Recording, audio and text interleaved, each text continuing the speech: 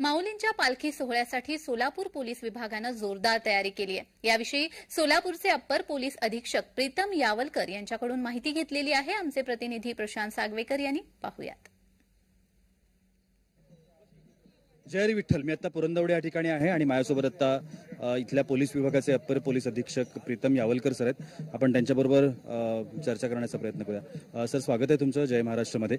एकूणच सगळी जी इथली पोलीस व्यवस्था आहे ती कशा पद्धतीनं करताय, कारण यावर्षी समाज खूप मोठा आहे आणि नियंत्रण खूप महत्त्वाचं आहे। यावर्षी आम्ही ज्ञानेश्वर महाराज माऊलींची जी पालखी आहे त्या पालखी बंदोबस्तासाठी जवळपास 30 पोलीस अधिकारी PSI API रँकचे, नंतर 6 पोलीस निरीक्षक, 4 DYSP आणि मी स्वतः अशा पद्धतीचे अधिकारी त्या डिप्लॉईड आहेत आणि जवळपास 700 पोलीस कर्मचारी आणि 400 होमगार्ड या व्यतिरिक्त 2 SRPFच्या कंपनी आम्ही डिप्लॉय केलेल्या आहे फक्त माऊलींच्या पालखीच्या बंदोबस्ताकरिता।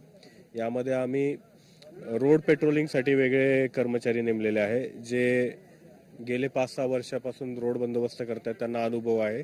त्यामुळे रोडवरती जी वाहनं पुढच्या मुक्कामाला जाणं अपेक्षित आहे वेळेमध्ये, ती वाहनं ते वेळेत काढून देत आहेत आणि पालखीचा मार्ग मोकळा ठेवत आहेत। रियाज पटेल यानंतर दुपारी इथे जे रिंगण आहे, रिंगण सोहळा जो होणार आहे, रिंगण सोहळ्यासाठी आम्ही आता वेगळा बंदोबस्त इथे नेमलेला आहे। त्या बंदोबस्ताचा आम्ही आता इथे डिप्लॉयमेंट सुरू आहे। माऊलींची पालखी ही पंढरपूरपर्यंत पोहोचण्यासाठी आम्ही जो काही बंदोबस्त लावलेला आहे तर आम्हाला विश्वास आहे की सर्व वारकऱ्यांना सुरक्षितरित्या आम्ही पंढरपूरपर्यंत पोहोचू आणि माऊलींच्या पालखीला कुठलीही अडचण येऊ देणार नाही याची आम्हाला खात्री आहे। सर, तर संपूर्ण जिल्ह्याचा जर आपण विचार केला, सोलापूर हा शेवटचा टप्पा आहे।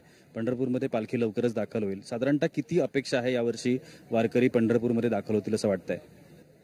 यावर्षी अशी अपेक्षा आहे की जवळपास 10-12 लाख वारकऱ्यांची अपेक्षा आहे, जास्तही असू शकते संख्या, कारण आतापर्यंत असा अनुभव आहे की मागच्या वर्षी जितकी संख्या होती त्यापेक्षा निश्चितच जास्त वारकरी यावेळेला वारीमध्ये सहभागी झालेले आहेत।